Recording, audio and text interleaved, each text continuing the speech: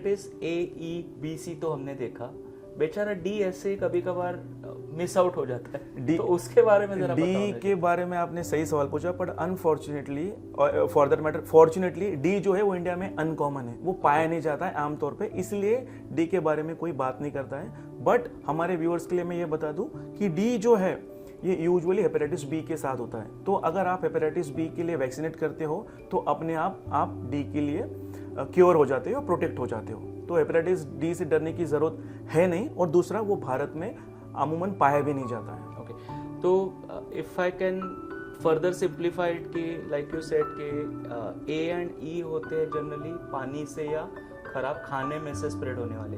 तो अभी monsoon season है, we see lot of contamination, तो उसके बारे में कोई स्पेसिफिक चीज़ों का ख्याल रखना चाहिए? ये बहुत सही सवाल पूछा आपने। मानसून सीजन में सबसे इम्पोर्टेंट चीज़ मैं कहूँगा कि आउटसाइड फूड, स्ट्रीट वेंडर से, स्पेशली अनहाइजीनिक प्लेसेस से खाना और पानी मत पीजिएगा। इवन तो जैसे पानी पूरी है वो कितनी भी टेम्पटिंग लगे, बट इस सीज़न में उसको as per as possible avoid करना चाहिए, या फिर वो किसी ऐसी जगह से लेना चाहिए जिसको आपको 100% पता है कि वो हाइजीन मेंटेन्ड है। अदरवाइज जैसा कि मैंने कहा कि अगर वो हेपेटाइटिस ए और ई के वायरस से प्रदूषित है तो डेफिनेटली वो आपको तकलीफ देंगे in the form of hepatitis.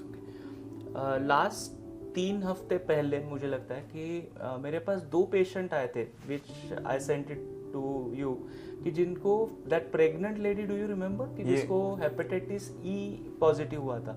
तो उसके बारे में थोड़ा डिटेल बताओ ना। Why, because you immediately called me कि हर्षद प्रेग्नेंट लेडी है, वी शुड एक्ट फास्ट। तो जरा बताओ ना इसके बारे में। ये बहुत अच्छा सवाल पूछा हर्षद। तो प्रेगनेंसी में अगर आपको जॉन्डिस के सिम्टम्स होते हैं तो आपको सतर्क रहना है, क्योंकि इसमें हेपेटाइटिस ई का जो है वो खतरा जो है काफ़ी हाई होता है, और 20% ऑफ द केसेस में ये एक्यूट लीवर फेलियर की तरफ बढ़ सकता है, जो कि अगर टाइमली मैनेज या डायग्नोज नहीं किया गया तो जानलेवा हो सकता है। इसलिए अगर आप प्रेग्नेंट हो, आपको पीलिया या जॉन्डिस है, तो जल्द से जल्द आपको आपके फिजिशियन या फिर लीवर स्पेशलिस्ट को बताना है। I think not just physician, because hepatologist is very important, क्योंकि प्रेगनेंसी जिसमें 2 जाने इन्वॉल्व हैं, एंड लाइक यू सेड कि अगर हेपेटाइटिस ई इतना सीवियर है तो I think they should directly come to hepatologist. Harshad, this is the conflict of interest, but yes, they should see a specialist, those who are well accustomed and tuned to manage these kind of cases. Right.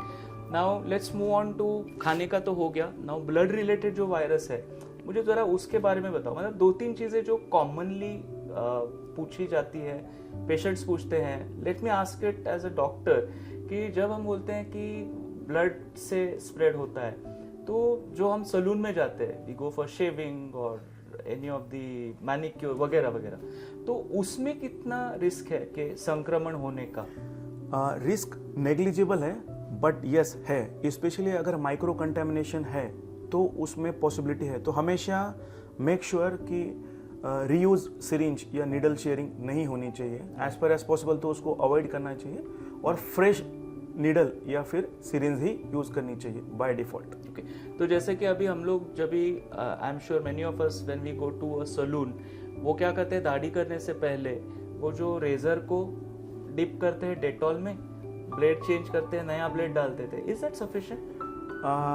Yes, it is sufficient. Okay, yes, but as I said, आप obviously authentic जगह पे है जहाँ पे hygiene है no, और you are sure कि वो रीयूज ब्लड नहीं है या ब्लेड नहीं है, वो आपको रेजर नहीं है, आपको मेक श्योर करना है। आई रिमेम्बर तुमने एक बार एक पेशेंट के बारे में बताया था कि उसकी बाकी सारी चीज़ें निगेटिव थी, उस टैटू का हिस्ट्री था, उसके बारे में एनीथिंग पर्टिकुलर? सो टैटू आज I am seeing lot of people getting it done nowadays. Yes, so आजकल की फैशन हो गई है, जेंजीज, और ये ट्रेंड हो गया, social media trend, so people follow the influencers और रोल मॉडल्स स्पेशली, और फिर वो उनके टैटू भी रिक्रिएट करने की कोशिश करते हैं। इसमें भी जो टैटूइंग है उसमें हेपेटाइटिस बी और सी का खतरा काफ़ी हद तक बढ़ जाता है अगर वो रीयूज हुआ है या फिर किसी ऑथेंटिक प्लेस से नहीं किया है। तो ये भी याद रखना ज़रूरी है कि वो प्लेस सर्टिफाइड होनी चाहिए, वहाँ पे प्रॉपर लाइसेंसिंग होनी चाहिए, और वो ऑथराइज्ड होने चाहिए वो करने के लिए। कहीं ऐसे टैटू करते टाइम आप हेपेटाइटिस बी तो टैटू नहीं कर रहे हो ना, हाँ, ये देखना जरूरी है, आपको right? देखना बहुत जरूरी है। बहुत सही। तो लाइक फ्रेंड्स कि हमने देखा कि हेपेटाइटिस के बारे में मतलब उसकी ट्रीटमेंट तो है, I am sure Chetan will talk about that in some time. तो ट्रीटमेंट तो है, बट मुझे लगता है कि अवेयरनेस बहुत ज़्यादा ज़रूरी है, क्योंकि अगर हम उसको जल्दी पकड़ सके तो कॉम्प्लिकेशन होने के पहले हम उसको ट्रीट कर पाए। पर कुछ पर्टिकुलर थिंग उससे पहले डॉक्टर अर्षद मैं एक चीज आपसे पूछना चाहूंगा, जैसे कि इस साल का थीम है लेट्स ब्रेक इट डाउन, है ना, और हम डीमिस्टिफाई करते हैं थोड़े मिथ्स को। तो मैं एक मिथ आपको पूछता हूँ, क्या जॉन्डिस सिम्टम है या साइन है? जॉन्डिस क्या है? लोगों को लगता है कि जॉन्डिस मतलब डिजीज है।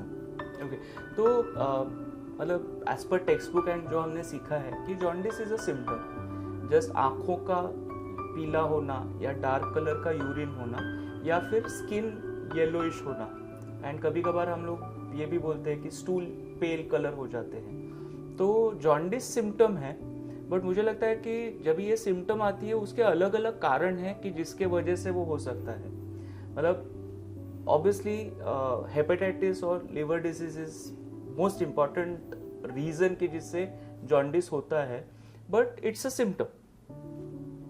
तो दोस्तों याद रखिए, जॉन्डिस जो है ये डिजीज नहीं है, ये बीमारी नहीं है, ये एक कारण है, एक सिम्टम्स है, मैनिफेस्टेशन है, जिसके बहुत सारे रीजंस हो सकते हैं। सेकेंड, हेपेटाइटिस बी जो है वो साथ खाने से या फिर बेड शेयर करने से या हग से फैलता है। ये भी एक मिथ बहुत कॉमनली पूछा जाता है। नो, अभी तो तुमने बताया कि हेपेटाइटिस बी और सी इज ट्रांसमिटेड थ्रू ब्लड और contamination which happens through sharing of certain instrument. तो मुझे नहीं लगता कि it transmits through hugging or sharing plates etc. So precisely दोस्तों, हेपेटाइटिस बी और सी छूने से नहीं फैलता है, याद रखो ये मिथ है।